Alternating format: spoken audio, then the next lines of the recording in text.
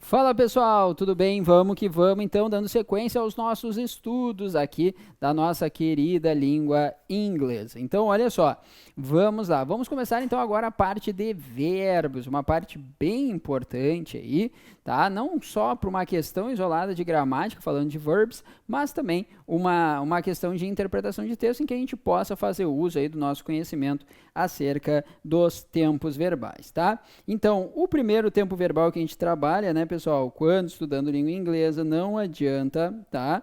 É justamente o simple present, tá? Então, que a gente chama de simple present tense. Sempre que aparecer esse tense aqui é de tempo, mas é tempo no sentido de tempo verbal, tá? Então é o tempo presente simples ou simple present. Ele seria, pessoal, muito equivalente ao nosso presente do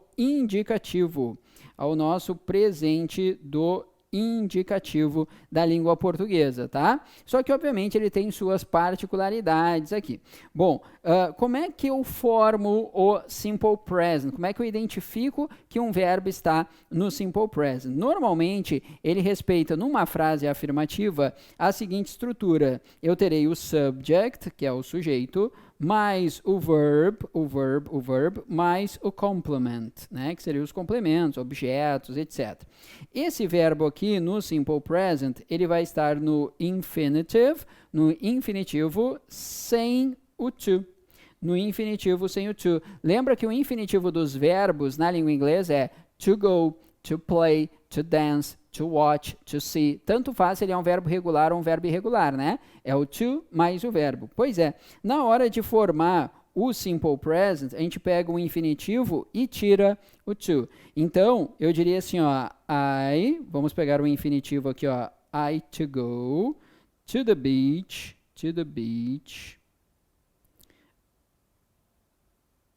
every, então vou tirar daqui, ó, every Saturday, ok? Muito bem, claro que a gente não pode falar I to go to the beach. Não, por quê? Porque no simple present a gente pega o verbo no infinitivo, mas tira o to. E aí fica I go to the beach every Saturday. É assim que a gente forma uma frasezinha, tá, gente? No simple present. Bem tranquilo, né? Bem de boas, tá? Porém, nós temos algumas particularidades, tá? Evidente. E vamos trabalhar essas particularidades. Isso aqui seria, digamos, a nossa formação geral, estrutura geral, tá? Bom, antes de eu passar para o valor semântico, vamos pegar então essas estruturas. Olha só, essas particularidades. Quando eu digo assim, ó, Danny usually goes to church on Sundays.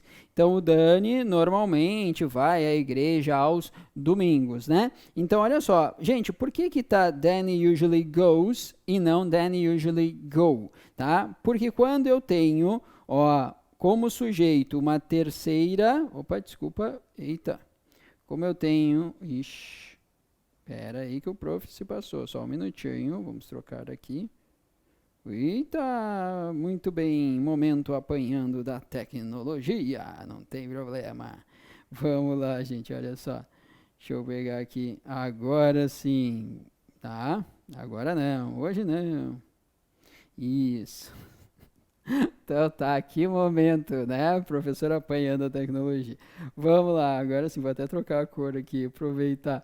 Gente, quando nós temos como sujeito uma terceira pessoa do singular, em frases afirmativas no simple present, o que acontece? Como regra geral, nós adicionamos um S ao final do verbo, tá? Então eu digo, por exemplo, ó, John eats, olha aqui que legal, John eats meat every day, tá?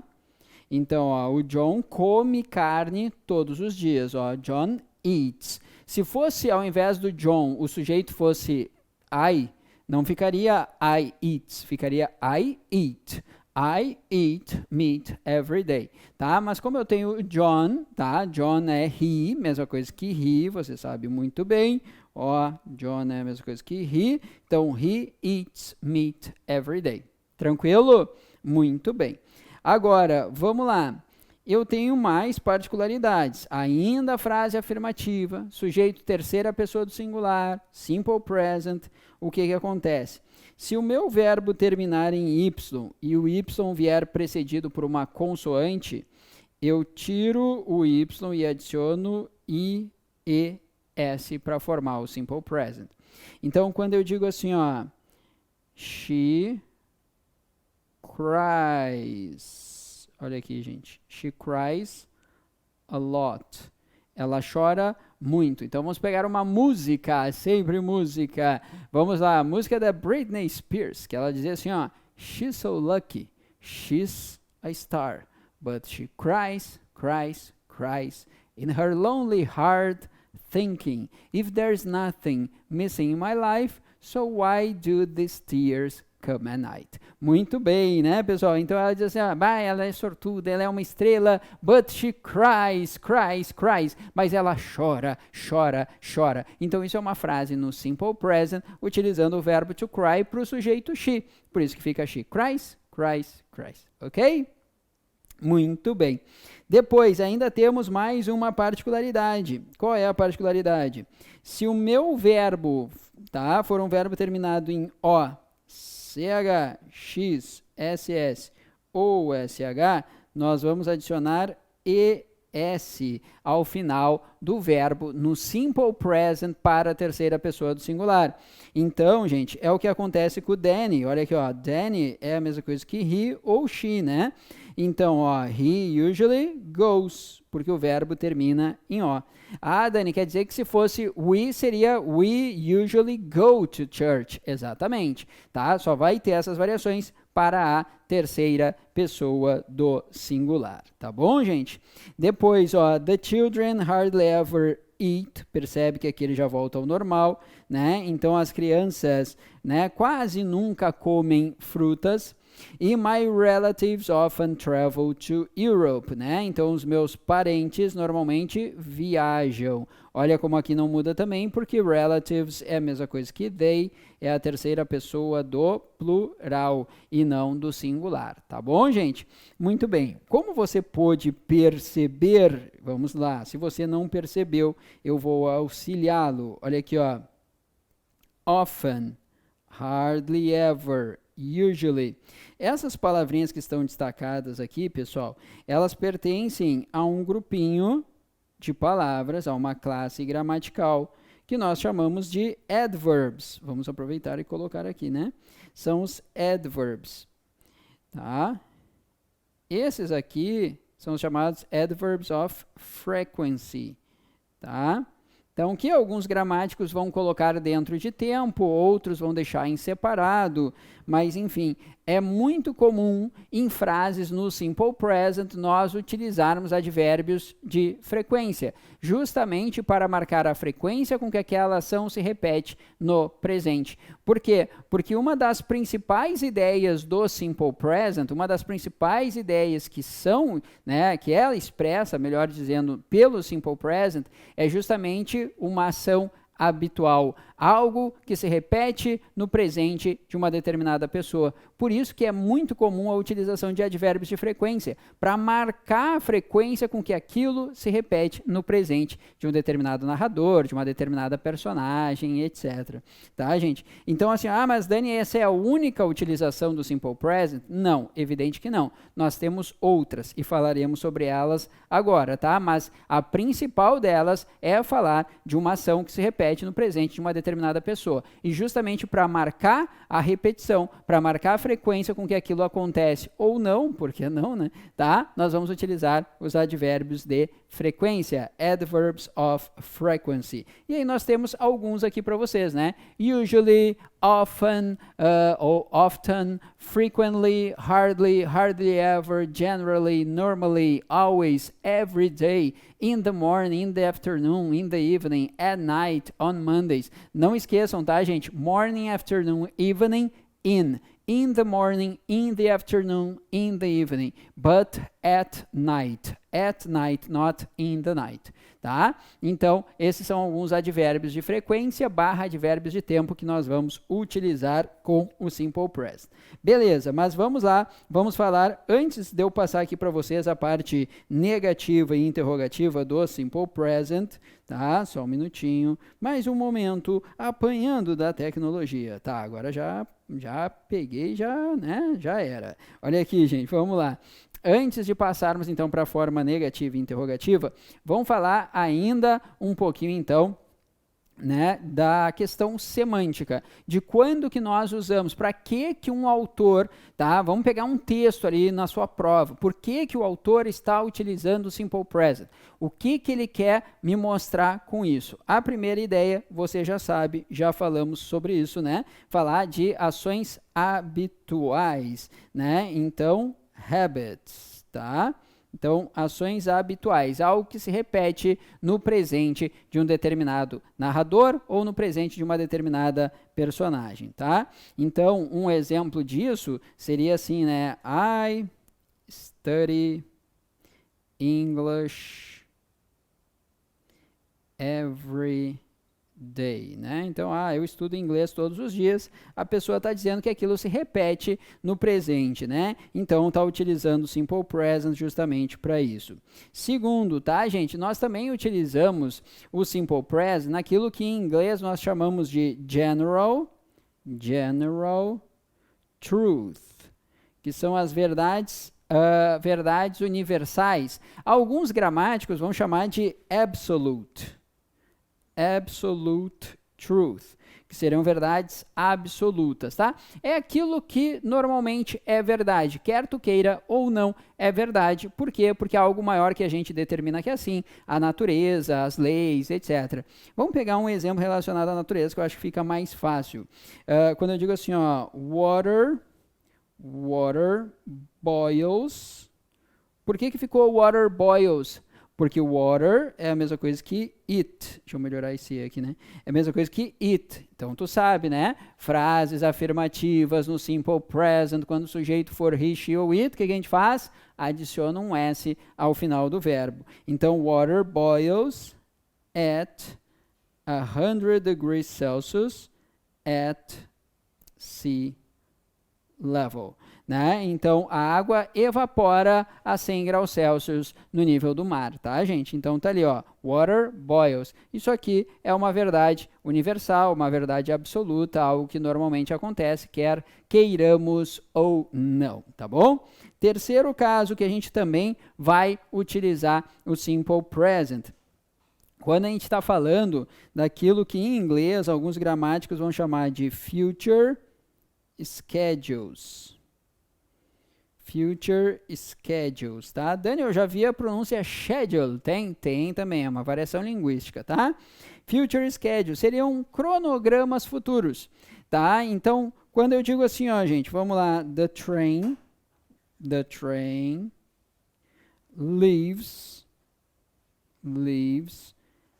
in 10 minutes. Olha só, né? O trem parte em 10 minutos. Tá, mas ele não está indicando algo que vai acontecer no futuro? Sim, eu não poderia traduzir, Dani, como o trem partirá? Poderia utilizar futuro sem problema algum.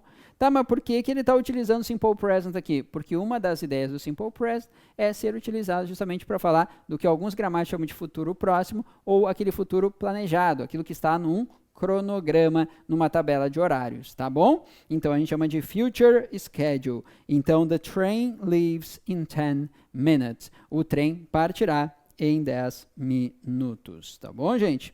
E, por último, porém não menos verdadeiro, né, é o que a gente chama de passado dito histórico ou narrativo ou presente dito histórico ou narrativo, tá? Então, eu posso sim utilizar um tempo verbal chamado Simple Present para falar de past events or past actions. Só que eu estou narrando esses eventos, essas ações, eu estou narrando-as no presente. Por quê? Porque eu quero trazer a sensação para o leitor de uma certa proximidade com aquele tempo.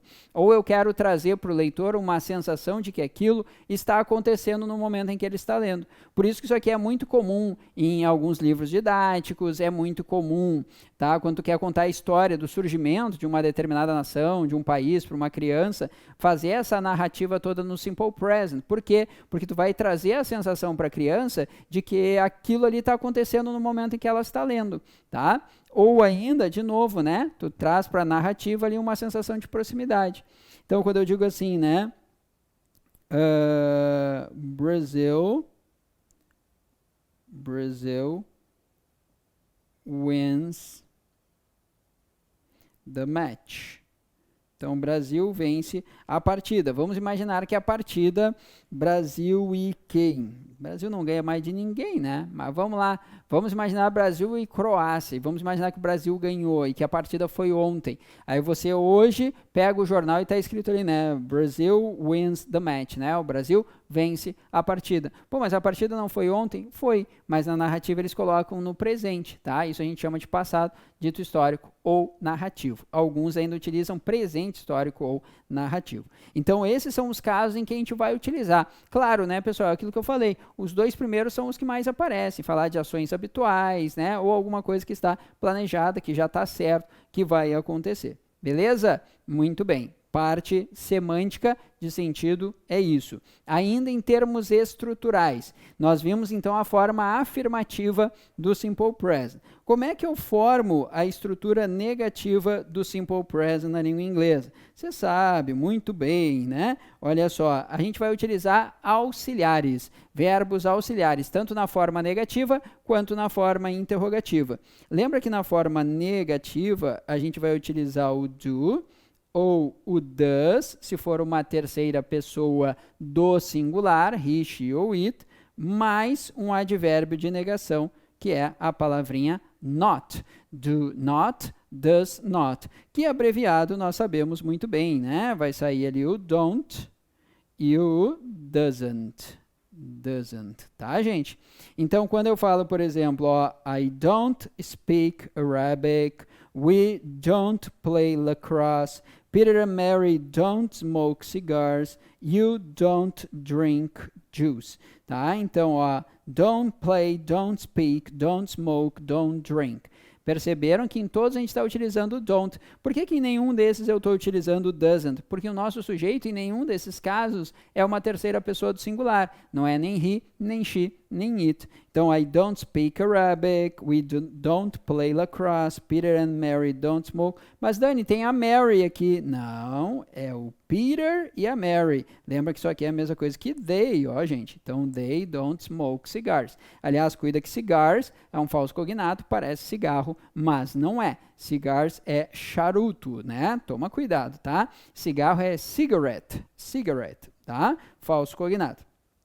E Mary, agora sim, Mary é a mesma coisa que she, certo? Então, Mary doesn't study chemistry, tá? É she doesn't study chemistry e não she don't study. Toma cuidado, tá? É she doesn't study.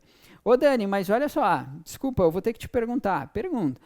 Eu já vi em músicas isso aqui de um jeito diferente. Mais uma vez, música, seriado, filme, vai retratar muito mais o linguajar coloquial.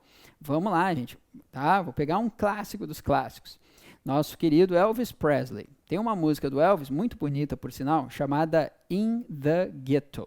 In the Ghetto, tá? Que ele conta a história de uma criança que nasce no gueto, numa região pobre dos Estados Unidos, e ele, né, nasce no meio da criminalidade, e a mãe, né, fica triste porque ele está ali naquele meio, porque daí num determinado dia, na música, isso ele vai contando, tá? Que é linda, por sinal, né? Que ele cresce e o mundo vira as costas para ele, e aí ele decide roubar, e aí um dia ele pega uma arma, e aí um dia ele morre no gueto.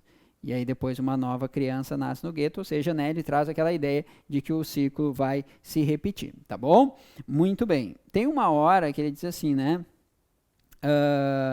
Tá? Vamos lá, tá? On a cold and gray Chicago morning, another hungry baby child is born in the ghetto, and his mama cries, because if there's one thing that she don't need is another hungry mouth to feed in the ghetto. Vou traduzir, tá? Eu só estava buscando aqui na mente a música, tá? Porque ela diz assim, né, que se tem uma coisa que ela não precisaria, era de mais uma boca faminta para alimentar no gueto. Então ela já estava chorando por isso, já estava triste por isso, né? Então ela diz assim, ó, o Elvis, tem uma hora que ele diz, ó, tá, eu vou pegar toda a frase para ficar bonitinho aqui para você, tá? Vamos pegar toda a frase. Vamos lá. Ele diz assim, então, ó, cause, que é a abreviação de because, né? Cause if there's one thing that she don't need. Vamos dar um espacinho aqui, não dei espaço, desculpa. Vamos apagar. That she don't need is another hungry mouth to feed, tá? Então, se tem uma coisa que ela não precisa, é uma outra boca faminta para alimentar. Olha só, gente. Because if there's one thing that she don't need.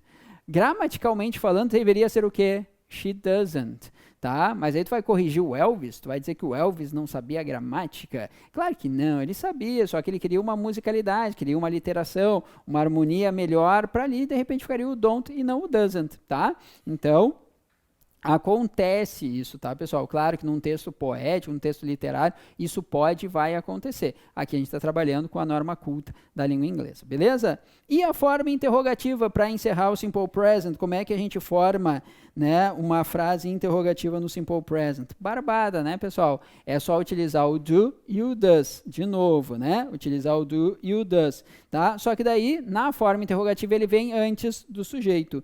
Então, ó, tá? Quando eu digo assim, ó, I don't speak Arabic, aí eu vou perguntar para a pessoa se ela fala ou não, eu vou utilizar o do, ó, do you speak Arabic? Tá aqui, formei, né, uma perguntinha. Vamos pegar com o doesn't ali, ó, Maria doesn't study chemistry. Does Maria study? Tá? Chemistry, então ela estuda química. Tá? Percebam, né, gente, que olha só, fica does Maria study e não does Maria studies. Porque lembra que a gente só coloca o IES quando for afirmativa. Forma negativa e interrogativa, o verbo volta para sua estrutura normal, para sua forma básica. Por quê? Porque o doesn't e o does já indicam que é uma forma interrogativa ou uma forma negativa, tá, gente? Então, tomem cuidado, tá? Eu digo assim, ó, John plays the guitar. Mas se eu vou perguntar does John play the guitar, tá? Então eu digo, vamos lá, Daniel speaks English. Aí eu vou perguntar does Daniel speak English? Ou na forma negativa, Daniel doesn't speak English. Mais uma vez, aquela questão do S, IES, ES ao final dos verbos no Simple Present para he, she, it, é só a forma afirmativa para a terceira pessoa do singular he, she, it em formas no Simple Present. Tá bom, pessoal? Fechou? Então, de Simple Present é isso. Depois veremos outros tempos verbais aí, tá? Falaremos mais de outros tempos verbais. Não esqueçam, tá? Tudo sempre analisando o contexto, né? A parte de língua inglesa vai estar, assim, sempre partindo de algum texto, assim como as provas de língua portuguesa, tá bom? Te vejo nos próximos vídeos. Até lá. Tchau.